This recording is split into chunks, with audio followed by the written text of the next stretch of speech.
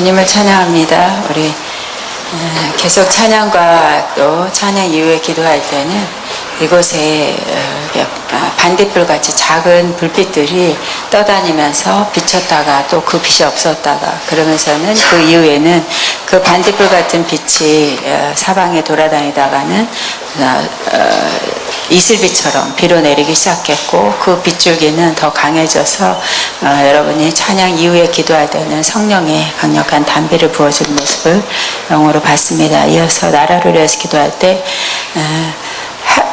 하늘에서의 이 땅을 향해서 주시하고 있는 주님의 눈이 보였고요. 성경대로 말씀에 나온 것처럼 불꽃 같은 눈으로, 그러나 때로는 벌겋게 정말 이렇게 벌건 불처럼, 또 때로는 눈의 눈동자가 파랗게, 팔에서 너무 파랄 정도 진한 더 강하게 파란색으로, 그래서 때로는 어느 때는 붉은 또 어느 때는 파란 그 눈빛으로 곳곳을 다니시며 찾고 계시는 그런 모습이 보였고, 그렇게 그 눈빛으로 다니시다가 어느 곳에 머물러서는 장시간 동안 그 벌건 눈빛이었다 하면, 그 불꽃 같은 눈으로 지시하시는 그 눈이었다 하면 그 눈빛의 색깔은 바뀌지 않고 그대로 벌건대로 한 곳을 주시해서 여러 시간이 지날수록 그 눈의 색깔은 변하지 않고 또 감각도 흩어지지 않게 강한 눈빛으로 내려다보고 있는 모습. 그러고 난 다음에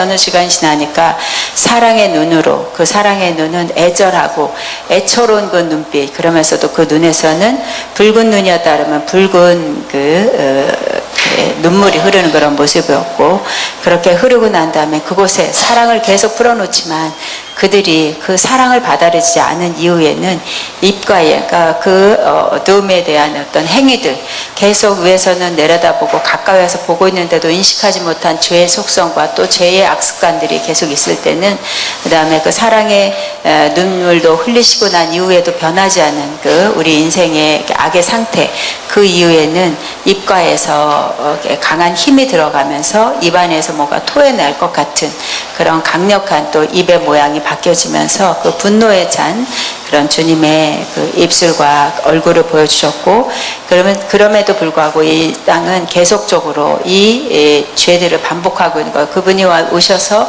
사랑의 시간을 어느 동안 주는데도 불구하고 죄를 짓고 있는 우리의 모습, 그러나 주님은 이 모습을 보여주면서 우리가 너무 죄악 중에 이제 주님이 곧 심판할 때밖에는 남아있지 않았구나. 그럼에도 불구하고 주님은, 그러나 나도 너희들에게 이렇게 보고 있지만, 그러나 이 나라가, 이 남북한에 분단된 이 나라가 모든 세계 안에 모델로 삼고 싶어하는 주님의 마음에, 또 그 안에 또 깊이 들어가 있는 아버지의 마음이, 이 나라는 분단의 아픔과 전쟁으로 인해서 끊어지는, 그래서 그 전쟁으로 인해서의 우리 대한민국에 대한 어떤 패배된 그런 나라, 그리고 이웃과 먼 나라 가운데의 조롱의 나라가 아니라, 그럼에도 불구하고 이 나라를 향한 이 신의 역할의 하나님의 나라가 어떻게 이루어지는 볼 수 있는 그런 나라가 돼서 나는 아직도 내 희망을 갖고 있다 말씀하시고, 그러나 내가 주시에서 보고 있는데도 불구하고 변하지 않은 악습관들은 어찌할꼬라 하면서 믿음의 사람들이 깨어 기도해야 될 것이고, 내 마음의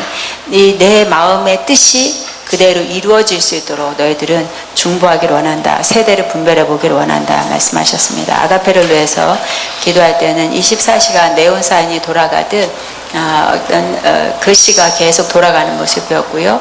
환한 낮 시간에도 그 불빛은 꺼지지 않고, 캄캄한 밤에는 더 그 불빛은 강하게 세상을 향해서 비춰주는, 계속 뭐가 글씨가 돌아가는데, 그것은 매 구약과 신약의 중요한 그런 주님 오실 때 어떤 메시지들이 매 성경 그대로의 몇 장 몇 절이 다르면 그 몇 장 몇 절의 말씀들이 연이어서, 그러나 구약과 신약의 몇 가지의 말씀이 그 네온사인으로 돌아가는 모습이었고, 그러면서도 아가페에 대한 글씨도 그 안에 들어가는 모습이어서 저도 막 돌아가서 이게 뭐예요? 성경 말씀이다 이렇게 말씀하셨고, 이 학교를 통해서 내가 더 보이게 하는 것은 에베소서 말씀과 같이 마지막 때에 진리로 띠를 띠고 서서 허리를 동이고, 그리고 간구와 기도로 감사함으로 깨어있는 이런 학교가 되시도록 내가 세워나갈 것이다 말씀하시고, 외부적으로 들어오는 어떤 은사적이나 기름 부음도 물론이지만 그 이상은 말씀으로 인해서 말씀으로 세상을 바로 지도할 수 있는, 그리고 깨어있게 하는 학교로 내가 세울 것이다. 그 결과는 남은 자들을 모을 때에 크게 함성을 외치며 나올 수 있는 그런 학교로 세워나갈 것이다. 그러니까 더 나아가서 우리가 신부단장이다, 그냥 곱게 또 잘 준비된 어떤 신부뿐만이 아니라 남은 자, 마지막 때에 남은 자를 모일 때에 크게 함성을 외치며 나올 수 있는, 그래서 견디고 깨어있음으로 인해서 받는 하나님과의 그 사랑의 교제, 그러면서도 그걸로 인해서 그 남은 자들의 무리에 큰 함성을 외치고 나오면서 그 무리 속에서 기뻐하게 만드는 학교가 아가페가 될수록 내가 이 시대 속에 계속 세워나갈 것이다. 작은 수지만, 우리가 숫자적으로는 지금 학우들이 줄어있지만, 그러나 이곳에서 내가 준비돼서 내 용사들도 만들고 더 나아가서 어떤 것이 하나님이 원하시는 믿음인가를 볼 수 있는 학교로 세워나가게 될 것이다 하시면서, 바로 이어서 더 보여주신 주님의 모습은 양팔을 크게 펼쳐서 우리를 안아주시려고 하는 그 모습으로 서 계신 모습이었습니다. 학자하면서 기도할 때는 마태복음에 있는 팔복을 말씀해 주시면서 그 중에 심령이 가난한 자는 천국이 저희 것입니다, 이 말씀을 들려주셨고, 또 우리 복음성과 가사전 심령이 가난한 자는 그 찬양도 들려졌습니다. 바로 내 종이 비워놓은 그 심령에 내가 들어가서 안전하게 할 것이고, 그 심령에 예수인 백합화라고 하는 아가서 백합화 꽃의 향기를 그 심령에 넣어서 그리스도의 향기로, 그리스도의 향기를 드러내는 내 종으로 사용할 것이다. 결국 그 그리스도의 향기라는 것은 앞에 부분에 아가페를 위해서 기도한 것처럼 진리의 허리를 띠고 서서라고 하는 그 군대로 만들어가는 데에 내가 내 아들을 사용하고 있다 말씀합니다. 주님께 영광 올립니다. 아멘. 하나님 말씀 바로 나누겠습니다. 요한계시록 1장 4절부터 8절. 기왕이면 1절부터 다시 읽겠습니다. 같이 있으면 시작. 예수 그리스도의 계시라. 이는 하나님이 그에게 주사 반드시 속히 일어날 일들을 그 종들에게 보이시려고 그의 천사를 그 종 요한에게 보내어 알게 하신 것이라. 요한은 하나님의 말씀과 예수 그리스도의 증거 곧 자기가 본 것을 다 지간하였느니라. 이 예언의 말씀을 읽는 자와 듣는 자와 그 가운데 기록한 것을 지키는 자는 복이 나니 때가 가까움이라. 요한은 아시아에 있는 7교회에 편지하노니 이제도 계시고 전하되 계셨고 장차 오시리와 그의 보좌 앞에 있는 7명과 또 충성된 증인으로 죽은 자들 가운데서 먼저 나시고 땅의 임금들의 머리가 되신 예수 그리스도로 말미암아 은혜와 평강이 너에게 있기를 원하노라. 우리를 사랑하사 그의 피로 우리 죄에서 우리를 해방하시고 그의 아버지 하나님을 위하여 우리를 나라와 지상을 삼으신 그에게 영광과 능력이 세세토록 있기를 원하노라. 아멘. 볼지어다 그가 구름을 타고 오시리라. 각 사람의 눈이 그를 보겠고 그를 찌른 자들도 볼 것이요 땅에 있는 족속이 그로 말미암아 애곡하리니 그러하리라. 아멘. 8절까지 시작. 주 하나님이 이르시되 나는 알파와 오메가라. 이제도 있고 전에도 있었고 장차 올 자여 전능하신 자라 하시더라. 아멘. 요한계시록을 우리가 공부하는 같이 나눈 것에 대해서 매우 필요적절한 그런 말씀이라고 생각됩니다. 어저께 인터넷 영적인 사이트, 미국의 영적인 사이트를 들어가 보니까 누가 이렇게 예언했나 봐요. 9월 23일 내일이네요. 내일인가? 예수님 오신다고 그런 게 있어가지고 아니다 하는 그런 어떤 유명한 예언사역자의 반발하는. 그래서 9월 23일 예수님 오신다는 그러한 예언적인 어떠한 누가 이렇게 말한 것에 대해서 아니다는 그러한 유명한 어떤 분이 글 써놓은 걸 읽었습니다. 또 우리 한국에도 9월 달에 온다는 그런 유튜브 설교가 있죠. 근데 이제 그게 몇 달 전에 선포된 건데 지금 9월 다 오늘 22일인가요? 며칠만 참아보세요. 그러면 이제 펑크난 것을 알게 될 것입니다. 그런데 그렇게 한 사람들 말을 들을 때, 설교 들을 때 다 이렇게 긴장하게 되고 몰두하게 되고 그럴 수도 있겠다 하고 거기에 뭐 작년부터는 이제 올 초부터는 계속 그렇게 몰아가고 좋은 이렇게 화면 영상을 보면서 또 근거를 대면서 성경, 구약, 신약 대면서 이렇게 쭉쭉쭉 몰고 나가니까 많은 사람들이 그럴 수 있겠다. 그냥 그럴 것 같다 하고 긴장하고 거기에 몰두하고 다른 거 안 하고 그런 일이 한국에도 일부가 있었고요. 또 미국에도 있나 봅니다. 그런데 저는 이번 9월 달에 안 올 거라고 믿습니다. 제가 한 것이 틀렸나? 그 이제 휴거된 사람 나타나면 그럴 것입니다. 그러므로 이렇게 요한계시록을 잘 안다는 것은 마지막 때 우리 요한계시록 목적은 뭡니까? 지금 되는 일과 장차 될 일을 하나님이 계시해서 예수님에게 알려줬고 또 예수님이 천사에게 알려서 천사를 통해서 요한한테 보여줬죠. 그 본 것을 되게 환상과 말씀 들은 것을 7개에 써서 보낸 그 서신이 바로 요한계시록입니다. 그런데 이 계시라 그래서 계시는 가려졌던 것이죠. 덮여졌던 것을 이렇게 열어서 보여주는 것이 계시다 그랬어요. 그래서 이 계시는 우리가 공부해서 하는 게 아니에요. 그죠? 공부해서 조금 참고는 할 수 있지만 하나님이 보여주셔야 돼요. 근데 이건 이미 계시된 책이죠. 나타났잖아요. 그죠? 계시. 그래서 이 조직신학적으로 성경을 특별계시라고 합니다. 따라서 특별계시. 또 일반 계시하면 대자연에도 하나님의 신성과 하나님 알만한 것을 대자연을 통해서도 볼 수 있게 알 수 있게 하셨다 그랬어요. 그런데 이 특별계시 성경 말씀을 통해서 우리는 하나님과 하나님의 섭리와 역사와 모든 것을 매우 잘 알 수 있습니다. 그럼에도 불구하고 성경 말씀이 읽으면 이거 해석되는 것이 아니죠. 읽으면 해석된다면 뭐 신학교가 왜 필요하고 그 책들이 왜 필요하겠어요. 읽어서 다 해석이 안 된다니까요. 또 읽어서 잘못 해석해서 이단도 많이 현재 나오고 아까 말한 것처럼 읽어서 잘못 해석해서 이번 달에 예수님 오신다고 그러고 제가 어렸을 때 젊었을 때 하여튼 그 종말론 해석하는 그러한 그것도 합동측 목사님이 종말론 부흥회를 다니면서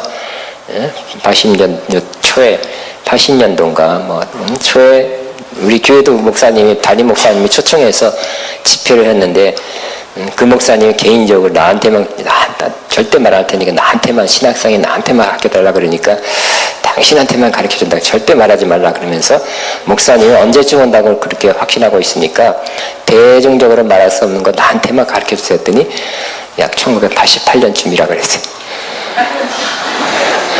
88년 지금 몇 년 지났어요? 상당히 지났죠. 30년째 지나고 있습니다. 안 일어났어요. 그러니까 계산은 잘못했죠. 무화과 나무 꽃, 그러니까 성경을 해석하는 무화과 나무 꽃이 피면 이 시대가 지나가면 다시 오리라. 뭐 이런 것을 그 무화과 나무가 1948년 이스라엘 독립이다 이렇게 해석이 자꾸 틀리는 거예요. 그렇기 때문에 우리는 이 성경 말씀을 읽으면 이해되면 얼마나 좋겠어요. 읽어도 이해 안 되는 경우가 많죠. 또 어떤 예수님께서는 이렇게 말씀했죠. 이 제자들이 비유로 자꾸 비유로 씨 뿌리는 비유다, 겨자씨 비유다, 누룩 비유다, 탕자의 비유다 이렇게 말하니까 예수님 왜 이렇게 자꾸 비유를 말씀하시고 그렇게 왜 이렇게 직접적으로 딱딱딱 말씀하시지 않고 이렇게 말씀하십니까 했더니 너희는 듣고 깨닫게 하고 또 깨닫게 하려고 하지만 어떤 사람은 듣고 깨닫지 못하게 하려고 이렇게 한다 그랬죠. 왜? 깨닫고 믿어버리면 구원에 이를까봐 구원 돼서는 안 될 사람한테 그러니까 하나님의 의도예요. 그때 어떤 거는 이렇게 좀 이 계시록이 이렇게 글로 싹 써서 명백히 드러나 있지만 이것이 성령으로 쓰여졌고요. 우리도 제일 중요한 것은 성령으로 해석해야 되는 것입니다. 성령으로 해석해야 되고요.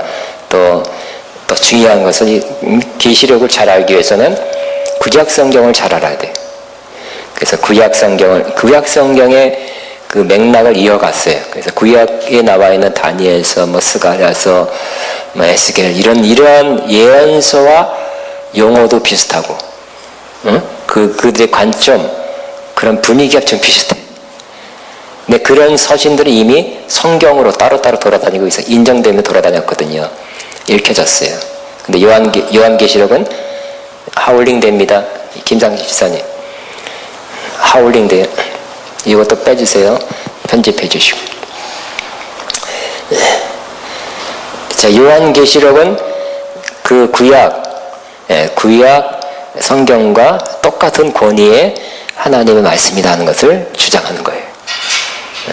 네, 우리는 지금 뭐 당연하게 받아들이지만 그 당시엔 예수님 자체가 메시아다, 구세주라는 것을 많은 사람들이 인정 안 했고요. 예수님을 전한 것 때문에 지금 핍박받고 있는 상황이었죠.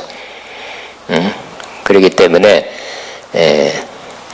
이렇게 주장한다는 것은 굉장히 필요한 일이었죠. 우리가 전하는 메시지의 중심은 예수 그리스도여야 되니까, 그죠? 예수 그리스도의 복음을 전하는 거죠. 뭘 전합니까? 하나님 전합니까? 아니죠. 그 여호와의 증인이 아니죠.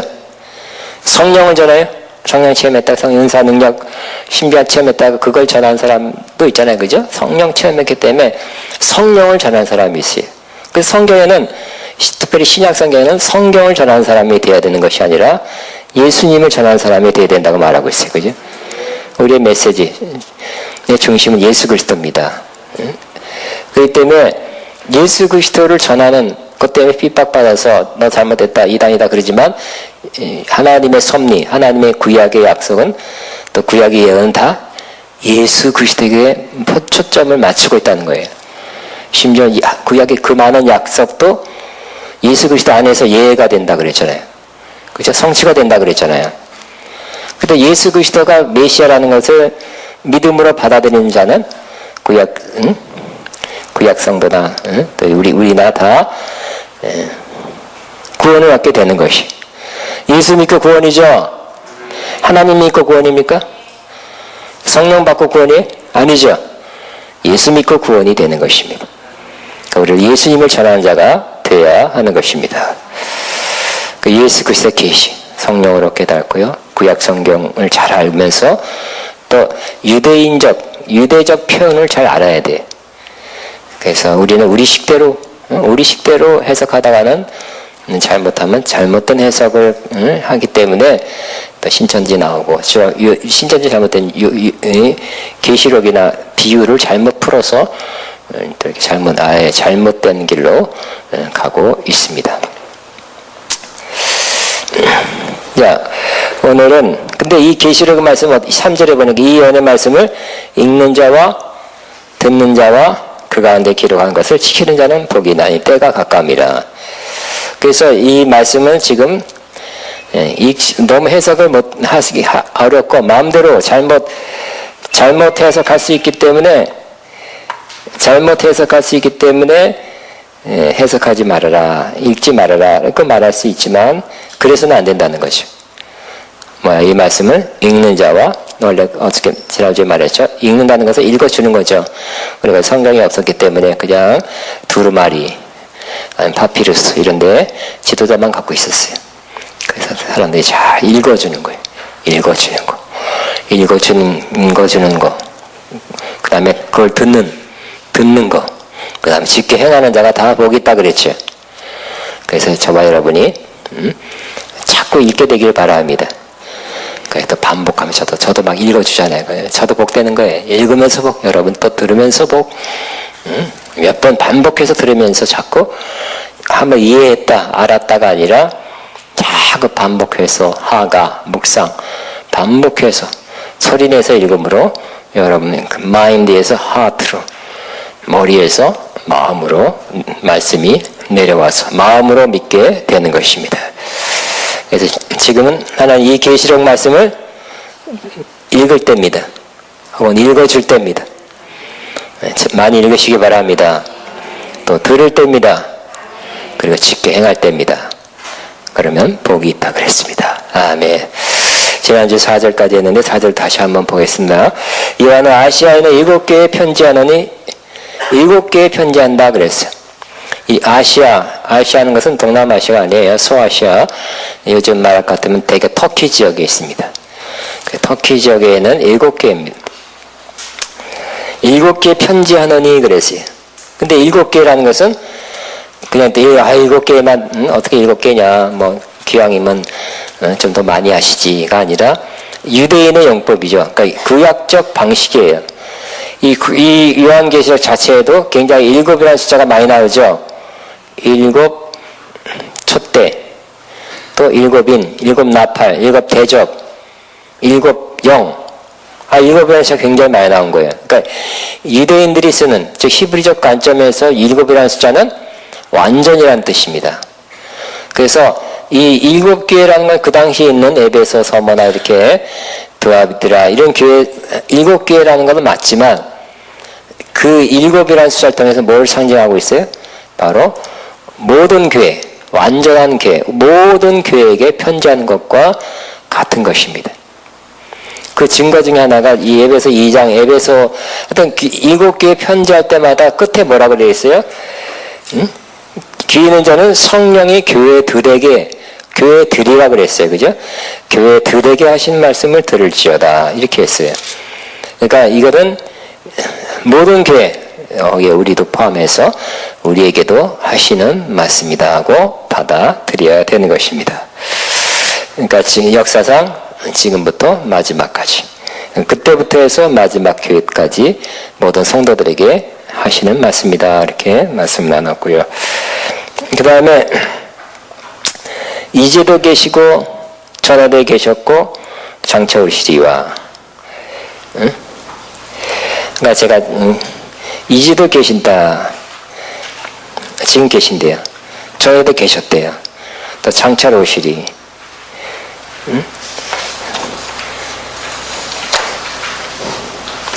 그래서 이것은 하나님의 영원하심을 말하는 거라 그랬죠. 하나님의 영원하심. 하나님은 과거에 계셨던 하나님, 지금 안 계신, 돌아가신 하나님, 끝난 하나님이 아니라 영원하시다는 거예요. 그러니까 하나님은 내 이름은 뭐라 그랬어요? 스스로 있는 자다. 이렇게 했는데 영어로 보면 I am who I am. 항상 I am이에요. 모세가 약간 BC 1500년 사람이라 그래요. 그러면 지금도 3600년 사람이에요. 근데 계시를 처음 받았을 때도 나는 스스로 있는 자다, 즉 I am이다. 근데 거기서 끝났으면 I was가 돼. 지금 시점에 I was가 되겠죠. 그러나 지금도 I am이에요. 그리고 우리가 100년 후에도 I am이에요. 항상 하나님은 현재로 존재해요. 과거에 존재했고 지금도 계시고 앞으로도 존재하셔요. 그러한 분이라는 거예요. 그러니까 영원 전부터 그렇게 I am으로 존재했고 지금도 I am이고 영원 부분 그 영원까지 I am이 되는 것입니다. 하나님은 그저 영원 전부터 영원까지 계시는 그런 하나님이에요. 우리는 태어나서 몇십 년 살다가 죽는 제한된 유한한 존재지만 하나님은 시간적으로도 영원한 하나님이라는 것을 나타내고 있다 그랬습니다. 그리고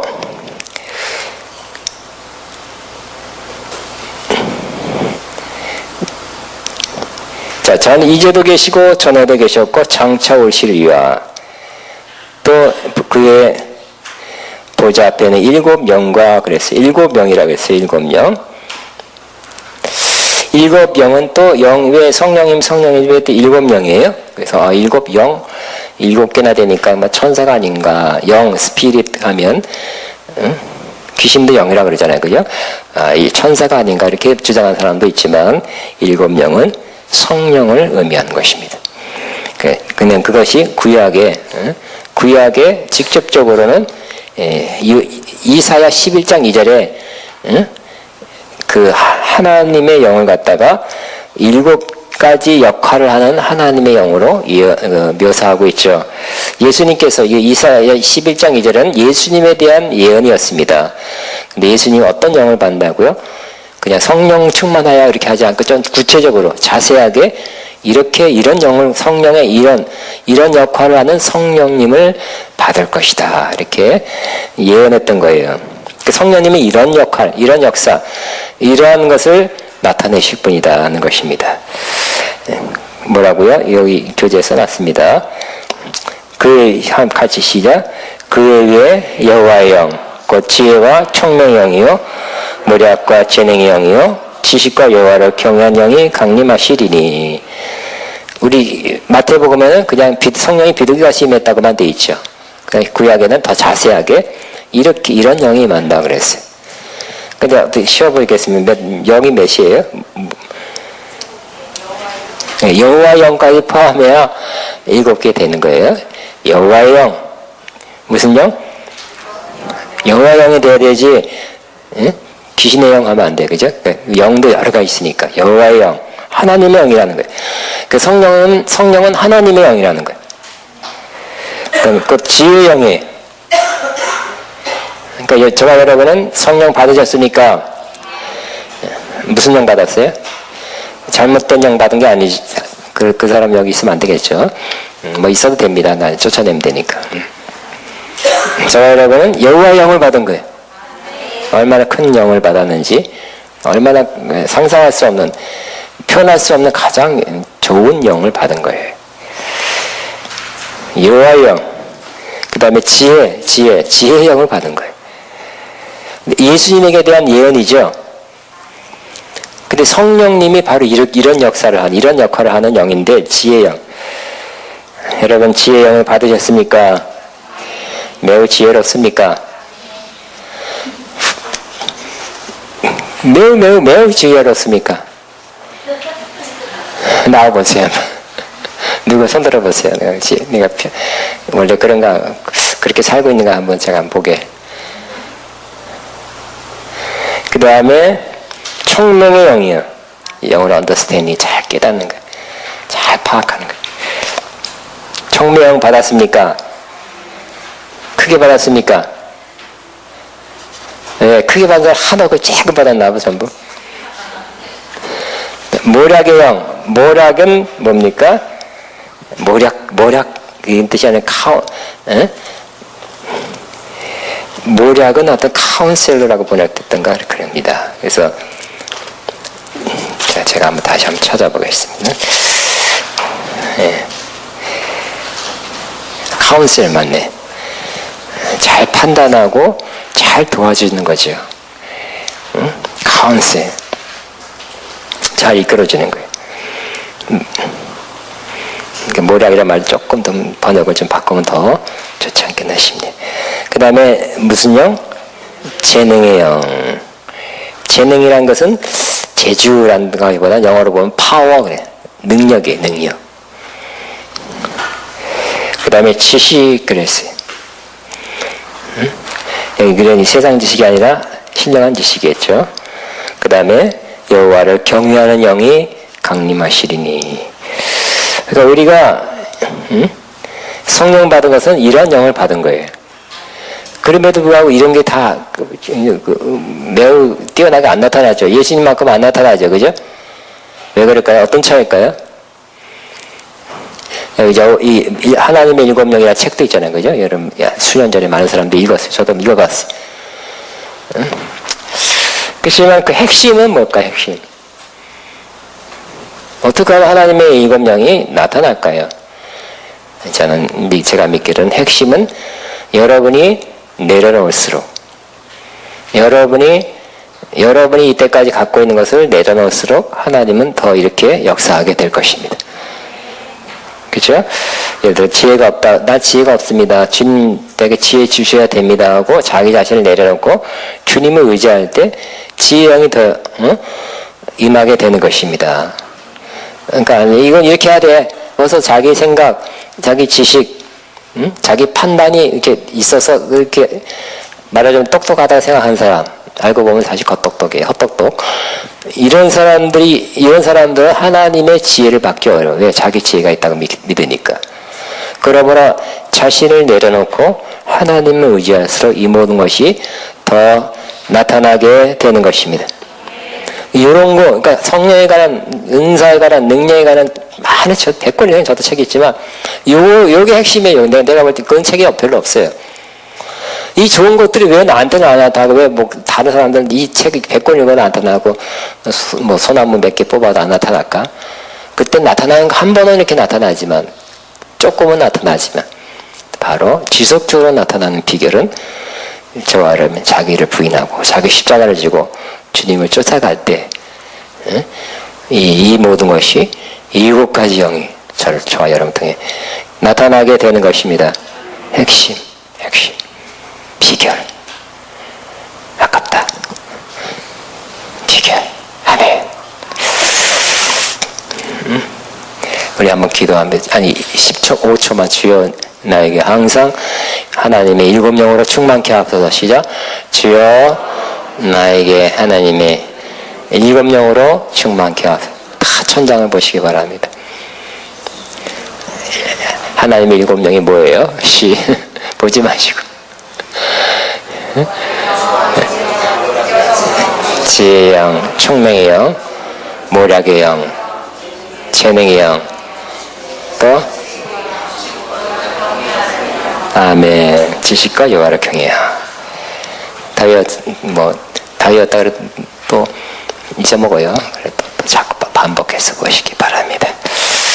다시 4절로 요한계시록 1장 4절로 돌아가겠습니다.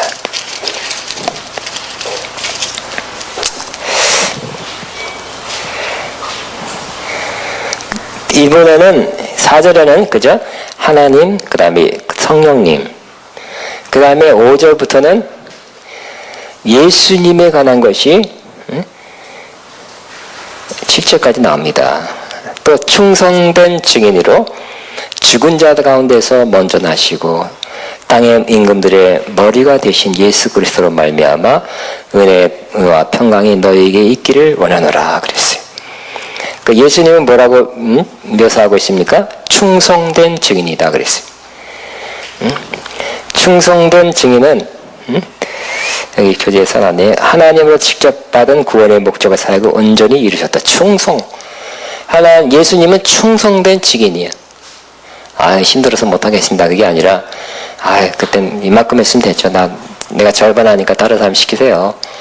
그게 아니라 충성된 증인이래. faithful.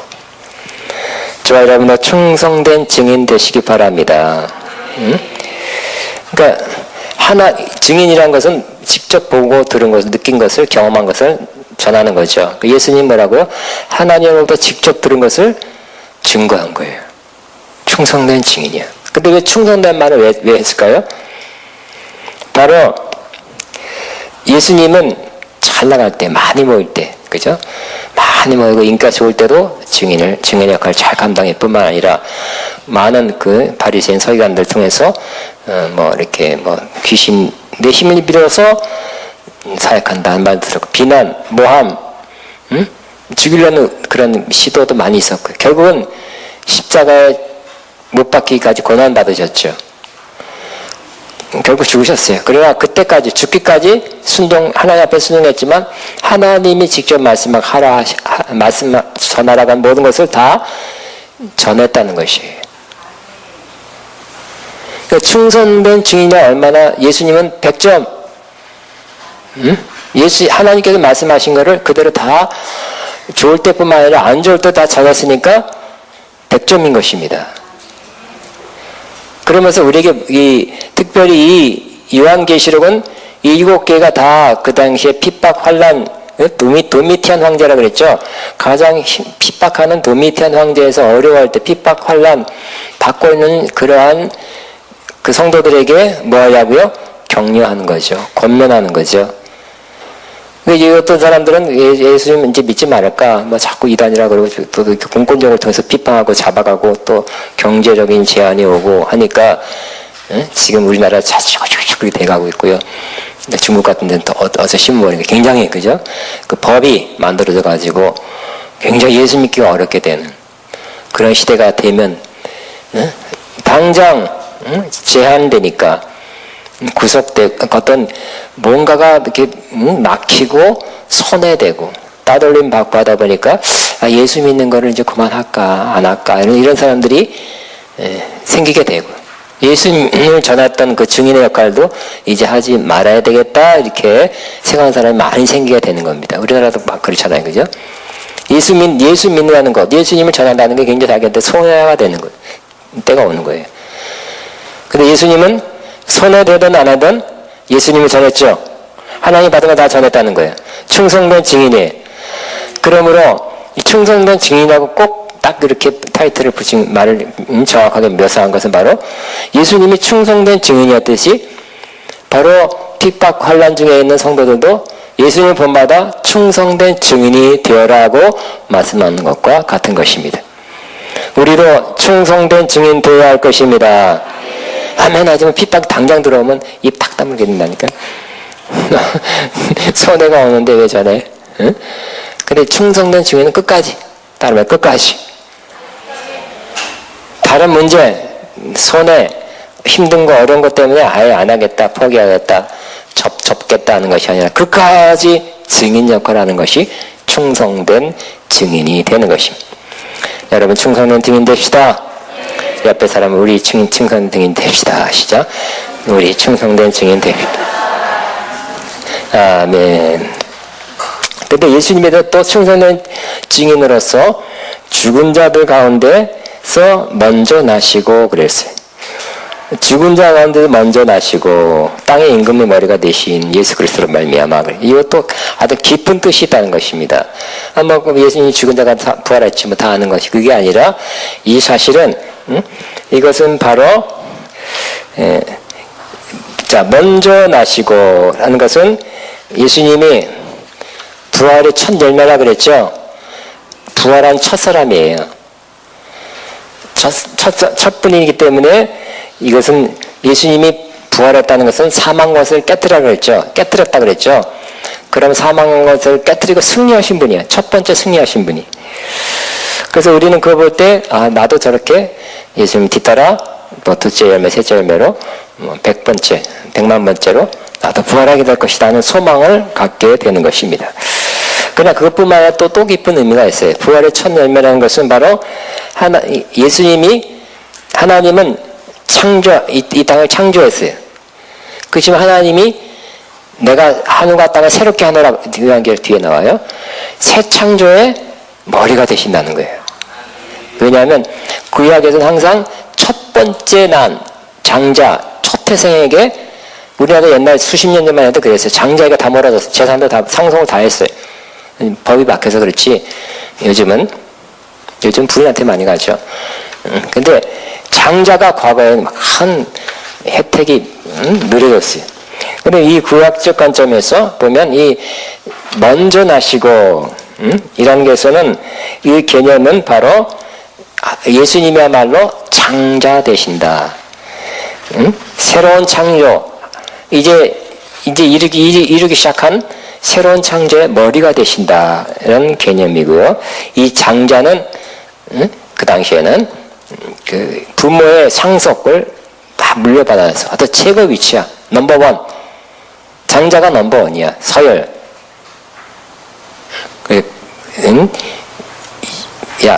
야곱에서 장자의 축복을 받기 위해서 거짓말해서 받아서 그러잖아요. 장자. 그렇기 때문에 예수님이 먼저 나섰다는 개념은 장자, 새로운 창조의 머리가 되셔서 상속자가 되시고 넘버원으로서 첫 번째 지위, 첫 번째 권세를 가지시고 다스리고 통치한다는 개념을 갖고 있는 것입니다. 그러므로 바로 누구를 아주 가장 높이면서 소개하냐면 예수 그리스도를.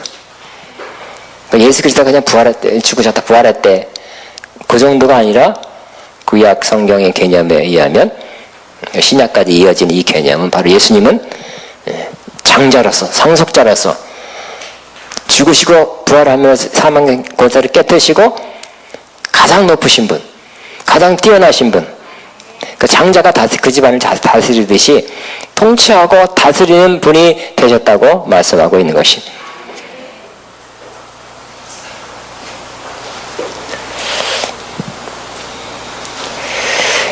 자, 다시.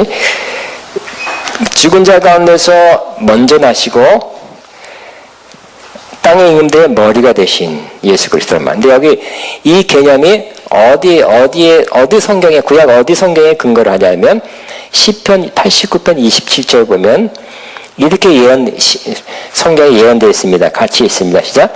내가 또 그를 장자로 삼고 세상 왕들에게 지존자가 되게 하며 그랬어요. 이런 약속이 있죠. 근데 이 약속은 일단은 다윗을 통해서 이루어졌어요. 응? 다윗은 또 예수님은 뭐예요? 다윗의 자손이죠. 하나님께서 사무엘하 7장에 보면 다윗을 향해서 축복하면서 예언하기를 너 위가 너의 통치가 영원하리라 그랬어요. 응? 한 씨가 나타나서 너 영원한 왕국을 이어갈 건다 했는데 사실 다윗 왕국은 육신적으로 보면 망했죠. 이스라엘은 망한 겁니다. 응? 아들 솔로몬 때부터 분열되기 시작해서. 그렇지만 영원한 왕위는 다윗의 자손 예수 그리스도를 통해서 다시 부활해서 다시 일어나서 예수님이 영원히 통치하는 그러한 통치하게 됨으로써 이 약속이 진실로 맞는 예언이고 실현된다는, 이렇게 성취된다는 것을 나타내 보여주고 있는 것입니다. 그러니까 이 약속은 이 예언인데 이 예언은 인간 다윗으로 보면 다 안 이루어졌어요. 그죠? 조금 하다 죽었으니까. 근데 예수님 통해서는 다 이어지게 된 거예요. 다윗에서는 예수. 그래서 우리가 잘 아는 고린도후서 1장 20절에 하나님의 모든 약속은 그리스도 안에서 예가 되나니 아멘하여 뭐나 그랬어요? 보기 바랍니다. 고린도후서 1장 20절.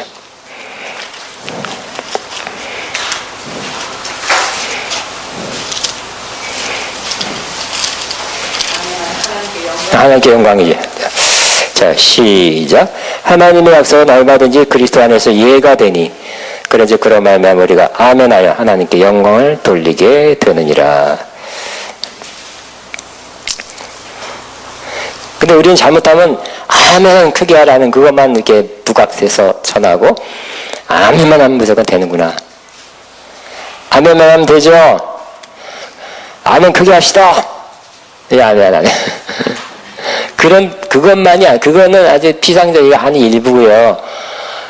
뭐예요? 그리스도 안에서 이 하나의 모든 구약의 약속이 성취된다는, 이루어진다는 것이 더 강조가 돼야 돼. 그러니까 그리스도가 강조가 돼야 되는 거예요. 우리는 이 말씀을 아멘 크게 하라고 한 말씀으로 사용할 때가 있는데 그거보다는 그죠?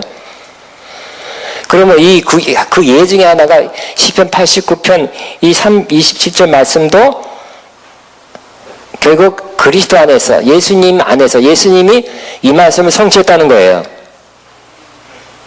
이 구약의 이 수많은 약속이 왜 안 이루어졌냐? 구약 때 안 이루어졌잖아요. 그죠? 그러니까 예수님 안에서는 다 이루어지게 되는 것이. 또 어떤 거는 지금은 영적으로만 이루어지고 예수님 재림할 때는 완전히 영육간에 다 이루어지게 되는 것입니다. 이 약속이 성취되는 것이 바로 죽은 자 가운데서 먼저 나신 자 예수 그리스도라는 거예요. 그러니까 철저히 예수 그리스도는 어떤 분이에요? 구약의 약속을 성취하시는 분. 구약은 그런 약속이죠. 오리라, 되리라, 이루어지리라. 신약은 뭐예요? 예수 그리스도 안에 그것이 성취되기 시작했다는 거예요. 근데 굉장히 성경 해석을 위한 굉장히 중요한 원리는 뭐라고 그랬어요? 지난번에 바로 하나님 나라는 이미 임했다. 그러나 not yet. 아직 완전히 성취되지 않았다. 이 원리가 있다 그랬죠. 근데 제가 계시록을 할 수 있는 이거다 하고 딱 붙잡고 가는 그러한 해석 원리 중에 하나가 이 모든 말씀도 이 예언적 말씀 상징도 어떤 건 이루어졌고요. 어떤 거는 이미 이루어졌지만 영적으로 부분적으로 이루어졌고요. 지금도 완전한 성취를 위해서 나아가고 있는 중이라는 거예요. 이런 관점에서 보면 계시록이 굉장히 많이 더 정확하게 해석이 되는 것입니다. 그러니까 계시록 역시 예수 그리스도로 풀어야 되는 것입니다. 다시 충성된 증인으로 죽은 자들 가운데서 먼저 나시고 땅에 있는 분들의 머리가 되신 예수 그리스도로 말미암아 은혜와 평강이 너에게 있기를 원하노라 그랬어요. 그러니까 은혜와 평강이 얼마나 중요해. 그죠? 은혜 하나님 거둬주시는 호의라 그랬어요. 그냥 베풀어 주는 거예요. 충성했기 때문에 주는 것도 아니고 어떤 다른 뭘 대가를 지불했기 때문에 주는 것이 아니라 그냥 하나님이 주시는 사랑의 호의, 좋은 것입니다. 평강, 지금 이 서신을 받는, 일단 그 당시에 받는 그 성도들, 교회들에게 가장 필요한 것이 은혜죠. 은혜의 힘으로 나가야 되니까. 또 이렇게 핍박받을 때 평강이 필요하죠. 그 은혜와 평강이 필요하다는 거예요. 근데 은혜와 평강이 어디로부터 온다고요? 바로 이 충성된 증인 되셨고, 그래서 죽은 자 가운데서 먼저 나시고 땅의 임금들의 머리가 되시니 그러니까 가장 높으신 분이 되신 여러분이 아무리 저 은혜와 평강이 있기 바랍니다 아무나 가서 그냥 아무런 능력이 없고 권세도 없고 아무 힘이 없는 사람이 은혜와 평강이 막 원합니다 그러면 감사합니다 그럴 수 있어요. 그러나 가장 높으신 분 땅의 모든 임금들의 그 주가 되시는 머리가 되시는 주 예수님으로부터 은혜와 평강이 말지어다 하면 가장 확실하죠. 가장 큰 은혜와 평강이 임하게 된다는 것이. 그래서 이 어려운 때 주님의 가장 높으신 주님의 머리 되신 주님의 자 여기 보니까 땅의 모든 임금들의 머리가 되셨다 그랬어요. 그 땅의 임금들이라는 것이 왕들이죠. 그렇지만 그 당시엔 누가 제일 위협적이고 가장 어려운 존재예요? 로마 황제잖아요. 응? 통치하고 그 당시 일대를 다 통치하고 있었고 박해하고 또 심지어는 자기를 신이라고 황제라고 신이라고 섬겨라 숭배하라고 이렇게 지시 내렸던 이 왕들이 이때까지 이렇게 자꾸 들어섰는데 예수님은 어떻게 소개하고 있어요? 땅의 임금들의 머리가 되신다는 거예요. 땅의 임금들의 머리가 되십니다.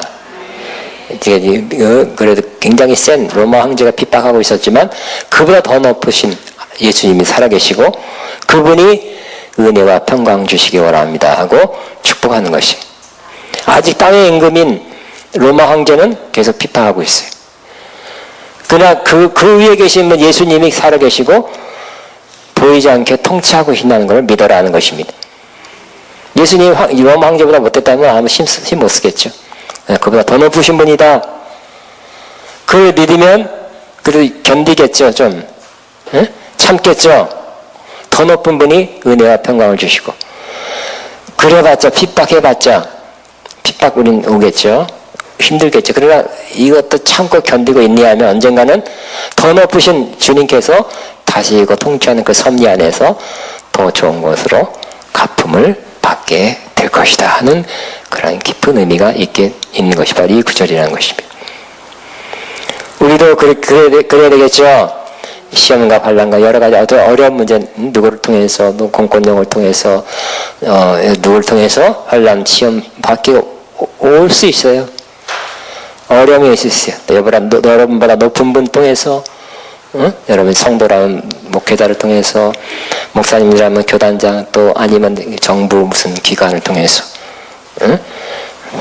핍박이 올 수 있어요. 그러나 그보다 더 높으신 분 예수님이 계시고 통치하고 다스린다는 사실을 믿음으로 받아들여야 될 것입니다. 그분이 아직 상황은 어렵지만 은혜와 평강을 주신다는 거예요. 이때 이와 같은 때 상황적으로 아주 어려울 때 힘들 때는 상황은 당장은 안 바뀌어도 주님의 은혜와 평강을 많이 받게 되시기 바랍니다. 그것이 우리가 견뎌 나갈 수 있는 힘이 되는 것입니다. 저를 여러분에게 여러분 축복합니다. 여러분 어떤 상황, 어떤 문제 있을 거예요. 문제가 어려운 점이 있을 거예요. 그러나 여러분에게 주님의 은혜와 평강이 여러분에게 있기를 바랍니다.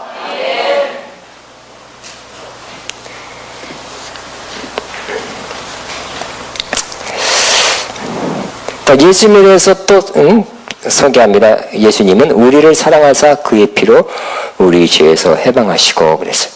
그러면 그 예수님이 우리 위해서 어떤 일을 해주셨냐? 뭐라고요?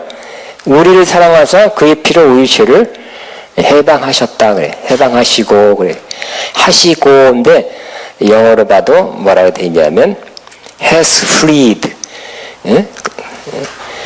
이 과거에 일어난 일, 그러나 현재까지 영향을 미치는 그러한 현재 분사로 되어 있어요. 영어로 헬라어로는 부정과거 에어리스트라는데, 이 부정과거는 과거에 일어났다. 그것이 지금까지 영향을 미친다는 그러한 시제입니다. 과거에 끝났다는 시제가 아니라 하시고인데, 하시고란 건 정확한 번역이 아니라 하셨다예요. 우리 예수의 피로 뭐라고? 우리를 죄에서 해방하셨다. 하셨습니다. 더 정확한 번역은. 근데 하셨지만 부정과거, 즉 지금까지 그 효과가 나타나고 있는 그런 의미에서 하셨다는 뜻이. 예수님이 그 피로 우리 죄를 다 구속하셨어요. 지금까지 효과를 나타내는 그런 구속을 해 주신 것입니다.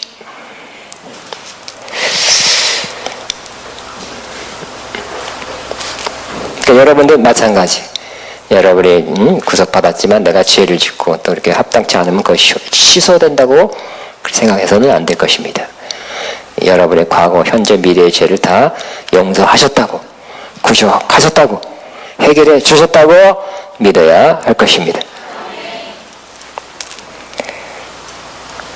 또 예수님 우리를 위해서 뭘 하셨냐? 6절에 보니까 그의 아버지 하나님과 우리를 나라와 제사장으로 삼으셨다 그랬어요. 그래서 그에게 영광과 능력이 세세토록 있기를 원하노라. 굉장한 좋은 것을 우리에게 해줬는데 구속뿐만 아니라 뭘 줬다고요? 나라로 삼으셨다. 나라라는 것은 바로 헬라어는 바실레이아, 즉 하나님 나라, 킹덤, 영어로 킹덤입니다. 예수님께서 우리를 구속했을 뿐만 아니라 내가 이제 예수의 피로, 내 피로 구속했으니 네 이제 알아서 잘 살아라가 아니라 우리를 굉장한 걸 우리에게 주셨는데 바로 나라로 킹덤, 바실레아로 삼으셨다 이렇게 말씀하고 있습니다. 그럼 이 나라는, 이 개념은 뭐를 계승하냐면 구약에 하나님이 출애굽 때 이스라엘 향해서 이렇게 약속했던 그 약속이 이제 똑같은 개념이 우리에게, 그 약속이 다시금 하나님이 우리에게 믿는 자에게 선포해 주신다는 거예요. 그러나 구약은 그렇게 선포했지만 구약이 하나님의 그러한 언약 약속에 대한 약속을 깨트림으로 구약 이스라엘 백성과는 하나님이 성취 못했죠. 그죠? 안 됐어요. 깨졌어요. 그러니까 구약에 하나님께서 이스라엘 백성을 내가 제사장 나라로 삼으리라, 택한 족속으로 삼으리라는 것이 깨지게 됐어요. 그러나 이제 그렇게 약속한 것이 누구에게? 예수 그리스도를 믿는 저와 여러분에게 하나님이 똑같은 약속을 하는데 그리스도 안에서는 이루어지게 된다는 것입니다. 구약에 어떤 걸 말씀하냐, 여기 교재에 써놨습니다. 출애굽기 19장 6절에 하나님께서 시내산에서 이스라엘 백성을 뭐라 그러냐면, 같이 있습니다. 시작. 너희가 내게 내야 제사장 나라가 되며 거룩한 백성이 되리라. 이사야 61장 6절 시작. 오직 너희는 여호와의 제사장이라 일컬음을 받을 것이라. 사람들이 우리를 하나님의 봉사자라 할 것이며. 근데 신약에 와서는 이제 이 말씀이 우리에게도 똑같이 약속한다는 거예요. 이스라엘은 받았지만 파기 끝. 안 됐어요. 근데 하나님께 우리에게 또 이렇게 물과 성령을 거듭난 저와 여러분, 구원받는 여러분에게, 저와 여러분에게 뭐라고 선포해 주냐면 시작. 너희는 택하신 족속이요 왕 같은 제사장이요 거룩한 나라요 그랬죠. 그래도 금방 폐기될 그 약속입니까? 아니죠. 이거는 그리스도 안에서 있으면, 예수님이 있기 때문에 이 약속은 옛 약속 구약과 달리 새 언약은 예수님이 모세가 중보로 맺었던 구약은 깨졌어요. 그렇지만 예수 그리스도가 중보로 해서 맺은 예수 그리스도 피로 맺은 이 언약은 영원합니다. 깨질 수가 없습니다. 저와 여러분 영원한 언약 안에 들어와 있습니다. 그리스도 안에 있기 때문에. 그냥 구약은 뭐예요? 사실은 모형과 그림자예요. 신약은 예수 그리스도가 실체입니다. 야, 다시 그러면 우리를 나라로 삼으셨다는 것은 또 어떤 구체적인 뜻이 있을까요? 나라라는 것은 바로 킹덤이라 그랬죠. 나라라는 것은 왕이다. 그 하나님의 다스림이에요. 하나님의 다스림. 나라를 받는다는 것은 뭘까요? 하나님의 다스림 속에 들어가는 거예요. 여러분, 누가 여러분을 다스리냐에 따라서, 대통령, 그죠? 누가 왕으로 다스리냐에 따라서 그 나라가 달라지겠죠. 또 백성들도 굉장히 달라질 것입니다. 응? 징기스칸이 다스리면 그 나라가 굉장히 큰 나라가 됐을 거예요. 마찬가지로 누가 다스리냐가 중요해. 근데 그 다스림 속에 있는 그 사람은 그 훌륭한 강력한 왕 때문에 그 혜택을 받는 거예요. 그래서 우리가 우리를 나라로 삼았다는 것은 바로 하나님의 통치, 다스림 속에 들어간 통치권 안에 들어갔다는 뜻이 있습니다. 저 여러분은 하나님 나라가 여러분에게 임했다는 것은 하나님의 다스림 속에 들어갔다는 거예요. 저 여러분 다시 선포합니다. 여러분은 하나님 나라가 여러분 안에 들어와 있습니다. 받았습니다, 여러분. 하나님의 통치와 다스림 속에 있다는 거예요. 근데 그러면 거기서 끝나는 것이 아니라 하나님의 다스림, 통치를 받는 사람은 또 내가 다스리는 사람이 되는 거예요. 하나님, 구약의 약속은 뭐예요? 창세기 1장 28절에 보면 내가, 우리의 형상과 모양대로 만들어서, 그 다음에 뭐라고 했어요? 불러서 생육하고 번성하고 땅에 충만하라. 땅을 정복하라, 다스리라 그랬죠. 이게 사람을 만든 그런 목적의 사명이에요. 그걸 정복하고 다스리는데 여러분, 정복하고 다스리십니까? 크리스천들 다 정복하고 다스리십니까? 다스려요? 그러니까 이것도 뭐예요? 지금은 영적으로 다스리고 후에는 영육간에 다스린다는 그런 already 이미 이루어졌지만 not yet 아직 다 성취되지 않은 약속으로 봐야 되는 것입니다. 우리를 주일학교 때 찬송합니다. 난 왕 나는 왕자다. 0000 나는 공주다. 언제 이렇게 됐어요? 노래만 했지. 그러니까 이걸 잘 알아야 돼. 내가 지금 다스린다는 거 너무 좋은 개념이고 약속이고 막 그거 부를 때마다 신나게 불렀지만 내가 뭘 다스리냐 그걸 한번 깊이 생각하게 된 문제죠. 그죠?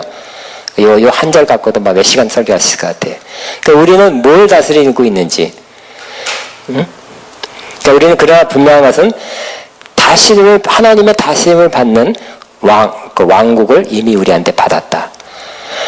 여러분, 그러나 우리의 사명은, 우리의 부르신 목적은 다스리도록 불렀다는 것을 기억하시기 바랍니다. 그러나 저는 이 말씀 묵상하면서 그렇구나. 우리가 좀 명확하게 가르쳐주지 못했구나. 주의 종들이나 여러 가르침을 통해서.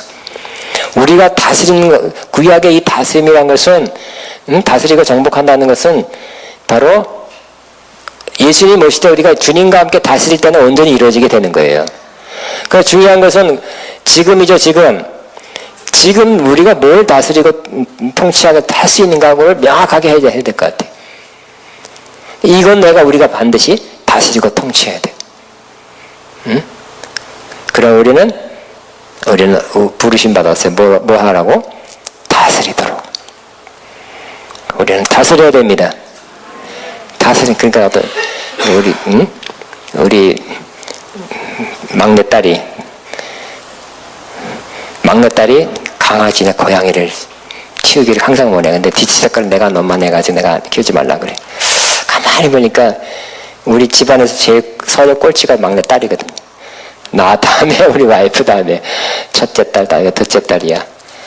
근데 우리 딸은 어떤 마음이 많이 드냐? 좀 다스리고 싶어해. 이래라 저래라 좀 하고 싶은데 할 사람이 어서 제일 꼴찌리가. 그러니까 강아지를 갖다 놓고 고양이라도 갖다 놓고 지금 그러는 거 아닌가 하는 생각을 가져봤어요.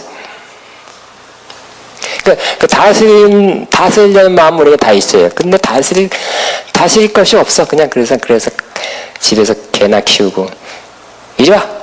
야. 그런 거 아닌가 생각해봤지만 우리가 지금은 우리가 다스리는 것이 바로 제한됐는데 영적인 것입니다. 죄를 다스리고 육신을 다스리고 또 우리 주변 우리가 하나님께서 맡겨주시는 것을 다스려야 돼요. 아멘. 그래 예수님 오실 때는 더 많은 것을 우주를 다스리는 큰 것을 다스리게 돼. 영육간을 지금은 제한적인데 그 제한적인 것만 남아 저 여러분이 다스리는 자가 되시기 바랍니다. 다스리도록 우리가 부름받은 자예요. 그거에 대해서 또 설교가 또 명확하게 설교할 것이 필요해. 그래서 우리는 어떤 사람이라고 로마서 5장에 보면 우리가 은혜 안에서 다스린다 그랬죠. 로마서 5장을 피겠습니다. 로마서 5장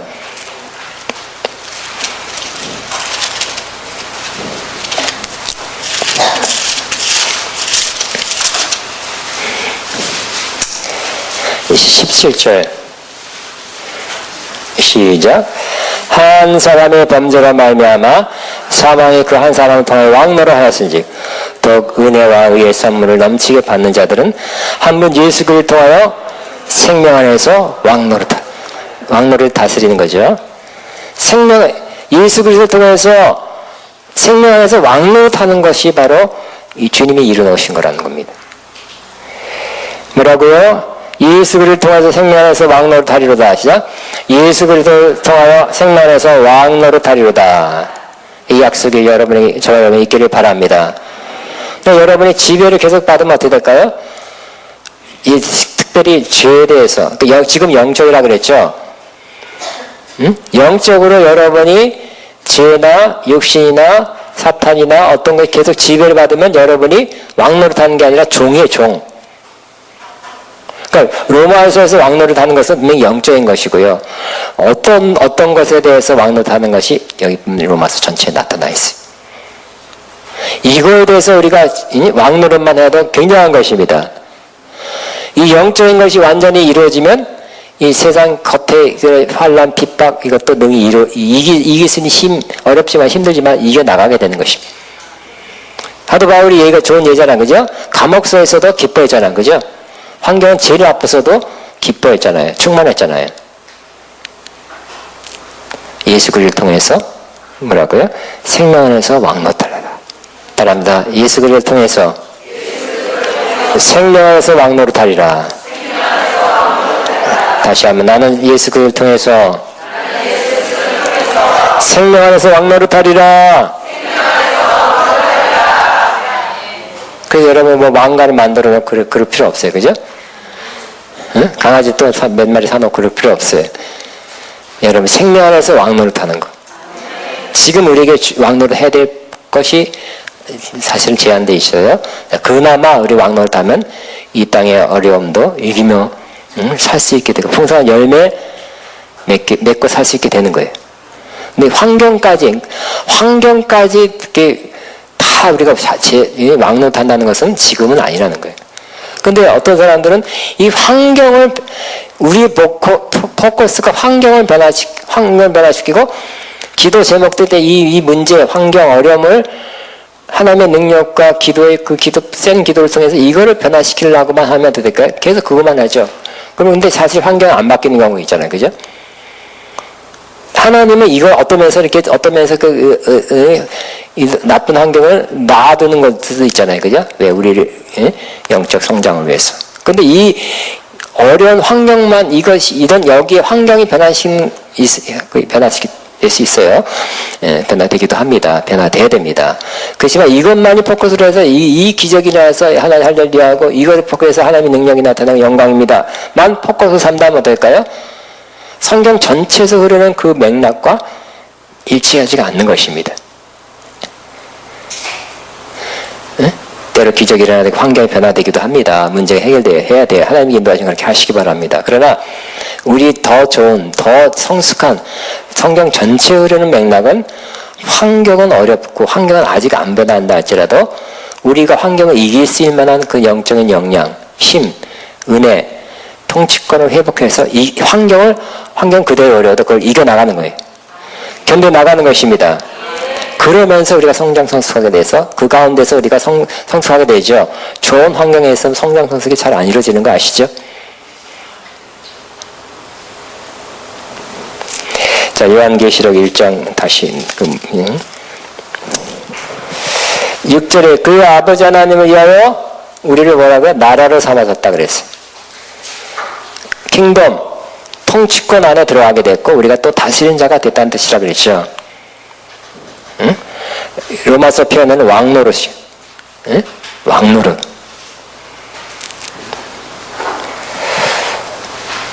여러분, 저도 뭐 유명한 도미니언 왕 그런 책도 있어요. 왕으로 부르시는 말 많이 들었어요. 그렇지만 그게 실질적으로 내 삶에서 안 이루어진다는 거 고민도 많이 했고요. 사실 저도. 그렇지만 우리가 왕으로 탄다는 것은 지금 현재는 어떤 범위 내에서 할 수 있다는 거지였어요. 지금은 이제 자꾸 말씀이 정립이 되고 깨달아지고 확실해지는 것이어도 이런 범위에서 우리가 왕노릇 하는구나, 할 수 있구나. 그러나 이런 범위 내에서만.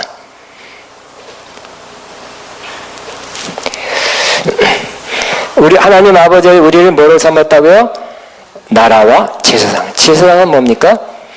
제사장의 특권은 결국은 두 가지예요. 하나는 하나님께 가까이 갈 수 있는 특권이죠. 딴 사람들은 그냥 뜰에 머물러 있었어요. 뜰과 어디 있고 앞까지, 성소 앞까지는 갈 수 있었어요. 이방에 있는 뜰까지, 그 다음에 또 무슨 뜰. 그러나 제사장만이 성소에 들어가는 거예요. 대제사장은 지성소까지 들어가고. 그러니까 우리가 제사장 됐다는 것은 하나님께 가까이 갈 수 있다는 거예요. 이방인 자가 뜰에 남아있는 게 아니에요. 성소에 들어가서 하나님을 섬기는 거예요. 떡상도 가라고, 금촛대에 불도, 기름도 넣고. 하나님을 위해서 섬기는 자가 됐다는 거예요. 가까이 가서. 자, 여러분, 하나님께 가까이 갈 수 있는 자가 성소까지 들어가신 자가 되었습니다. 아멘. 히브리서는 그냥 성소가 아니라 뭐라고요? 9장 10장에 보면 지성소까지 들어갈 수 있게 됐다. 제사장만이 갈 수 있는 지성까지 들어갈 수 있다 그랬죠? 우리 한국 번역은 성소라 되지만 영어로 보면 지성소라 돼 있어요. 그러므로 우리는 하나님이 가까이 가는 구약의 제사장이 1년에 한 번씩 들어갈 수 있는 지성소까지 들어갈 수 있는 가까이 갈 수 있는 사람이 되었다는 것과 제사장은 하나님을 섬기는 자예요. 성막의 일을 섬겼듯이 그 하나님을 섬겼듯이 자, 여러분, 하나님을 섬기는 자가 하나님의 일을 섬기는 자가 됐다는 사실을 기억하시기 바랍니다. 누가요? 예수님이 그렇게 하셨다는 거예요. 나라와 제사장으로 삼으신 그에게, 예수님에게 영광과 능력이 세세토록 있기를 원하노라. 자, 오늘 4절에서 6절까지를 읽고 마치겠습니다. 시작. 요한은 아시아에 있는 7개에 편지하노니 이주도 계시고 전에도 계셨고 장차 오실과 그의 보좌 앞에 있는 7영과 또 충성된 증인으로 죽은 자들 가운데서 먼저 나시고 땅의 임금들의 머리가 되신 예수 그리스도로 말미암아 은혜와 평강이 너희의 길을 원하노라.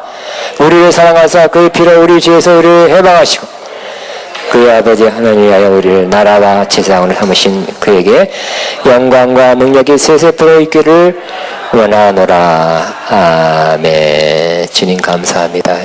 이런 주님을 바라보면서 너무 이 짧은 네 구절에도 굉장한 의미, 굉장한 중요한 의미가 이렇게 감춰져 있다, 숨겨져 있었죠. 포함하고 있었죠. 굉장한 말, 한 절 갖고도 1시간 할 수 있는 정말 좋은 말씀이었습니다.